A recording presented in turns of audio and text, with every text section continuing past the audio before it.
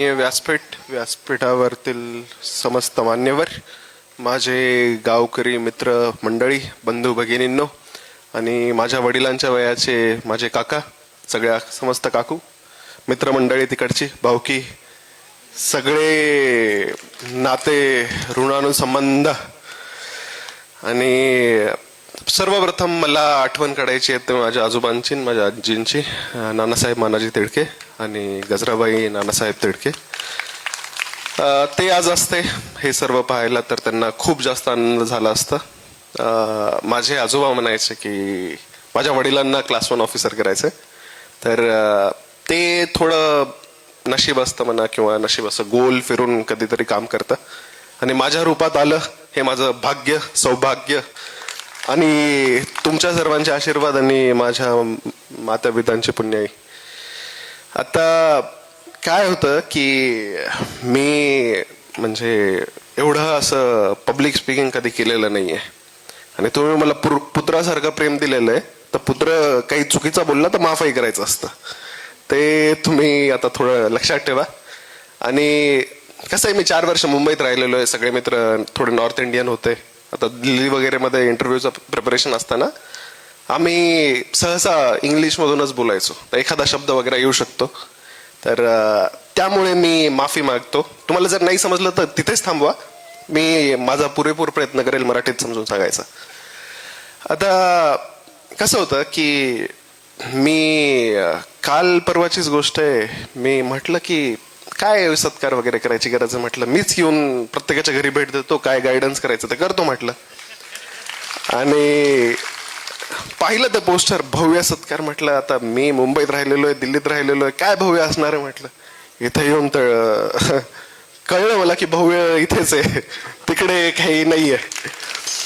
आता त्यानंतर विचार केला की आता बोलावं काय, तर मी 2-3 गोष्टी विचार केल्या की पहिलं बॅकग्राऊंड देऊ आपण, त्यानंतर अभ्यास कसा केला ते सांगू, आणि काय आपण करू शकतो या भागात त्याच्यावर बोलू. तर बॅकग्राऊंड तर तुम्ही श्रीनिवास काका संपवलेलं आहे, अभ्यास तर कोणीतरी सांगून दिलेलं आहे की 20 तास करायचो, तसं काही नाही आहे, कोणी घाबरू नका.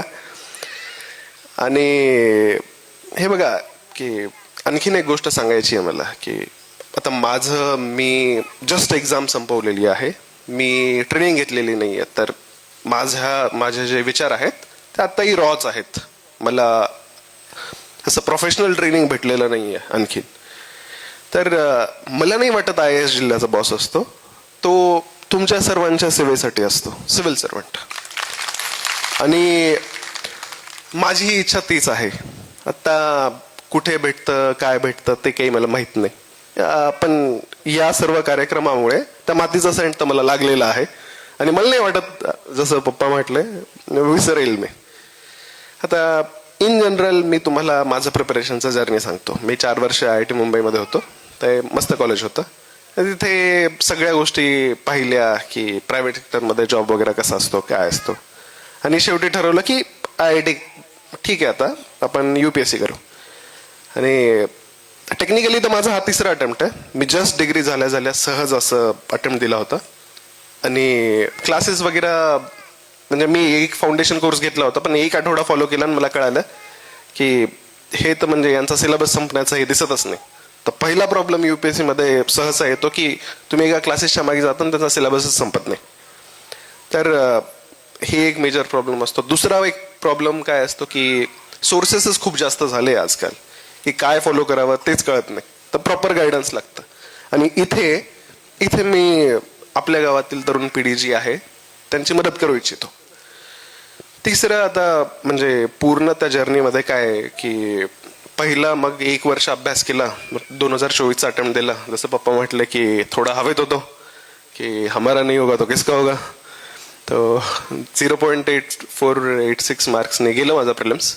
आणि ठीक आहे, म्हणजे त्याचं काय, प्रिलिम्स नसतं गेलं तरी मेन्स गेलंच असतं. असं असतं की एक गोष्ट जर प्रिपेअर्ड नसेल तर पुढचा पल्ला कसा पुढे करणार, तर ती देवाची इच्छा म्हणायची. आणि आणखीन एक म्हणजे महत्वाचं एक गोष्ट मी आवर्जून मांडू इच्छितो की सर्कल, तुमचे मित्र हे खूप जास्त इम्पॉर्टंट ठरतं कोणत्याही जर्नीमध्ये. तर माझा एक मित्र होता जो सोबतच प्रिपरेशन करत होता आणि त्याने मागच्या वर्षी IPS बनला होता आणि यावर्षी माझ्यासोबत मोस्टली IAS बनेल. तर त्याच्याशी संबंध असल्यामुळे माझाही खूप फायदा झाला.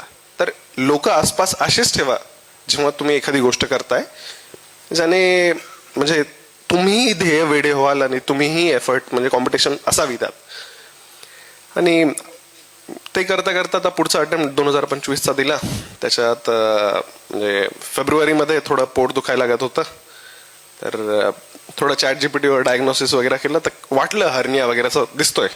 वाटलं तर प्रिलिम्स देऊ आपण, फेल झालो तर बघू आता काय असतं. त्यानंतर प्रिलिम्स वगैरे पास झालो. मग मेन्स दिल्यानंतर विचार केला की मेन्स नंतर पाहू. मग मेन्स दिली. मग मेन्स दिल्यानंतर असं झालं की मी 1-1.5 वर्षापासून जे प्रिपरेशन सोडून मित्र होते त्यांच्या कॉन्टॅक्टमध्येच नव्हतो. म्हटलं थोडं फिरून येतो, त्याच्यानंतर बघू काय असतं. त्याच्यानंतर कळालं की हर्नियाचा प्रॉब्लेम आहे, थोडं ऑपरेशन वगैरे करावं लागेल. तर सर्जरी वगैरे केली आणि त्यानंतर मग हे इंटरव्ह्यू वगैरे झालं. तर असा माझा हा प्रवास होता. आता म्हणजे आणखीन थोडं विषयाला डावलून आपण सर्वांनी माझ्या अगोदर येणाऱ्यांनी सांगितलं की एज्युकेशन, शिक्षण हे खूप जास्त महत्वाचं असतं. आणि आता आपण विचार करतो IAS, MBBS, डॉक्टर, मतलब म्हणजे एम्स वगैरेवाला किंवा IITian. मला 1% वाटत नाही शिक्षणाचं ते काम असतं. मला असं वाटतं शिक्षणाचं काम तुम्हाला एक चांगला नागरिक बनवून ठेवणं, जेणेकरून तुम्ही आमच्यासारखे जे सिव्हिल सर्वंट बनणार आहेत पुढे त्यांच्यावर आणि जे पॉलिटिशियन आहेत त्यांच्यावर वचक ठेवू शकता की तुम्हाला तुमचे राईट्स आणि ड्युटीज कळता शिक्षणामुळे. तर ते माझ्या हिशोबाने जर तुम्ही चांगले नागरिक बनताय तर ते शिक्षणाचं काम आहे. आणि त्या हिशोबाने आपण आपल्या पाल्याला हे केलं. आता तुम्ही माझ्यापेक्षा मोठे, आता मी तुम्हाला कसं सांगणार की तुम्ही तुमच्या मुलांना कसं घडवायचं. मी तुम्हाला फक्त हेच म्हणेल की जर त्या तुमच्या मुलाला असं 11वी 12वी किंवा मग स्पर्धा परीक्षांचं काहीही गायडन्स वगैरे लागत असेल तर मी इथे आहे. माझा नंबर तुम्ही माझ्या आई वडिलांकडनं घेऊ शकता. आणि आता तुम्ही एवढं सगळं प्रेम दिलंय, असं निशब्द करून टाकलंय, एक उपकार करा, तुमच्या सेवेची संधी द्या. बस हीच तुमच्या जर्नी प्रार्थना. आणि शेवटी संपवताना हेच म्हणू इच्छितो की जोपर्यंत या मातीत मिळण्याचा योग्य आणि सौभाग्य भेटत नाही तोपर्यंत या मातीसाठी माझे सर्वस्व अर्पण. जय हिंद.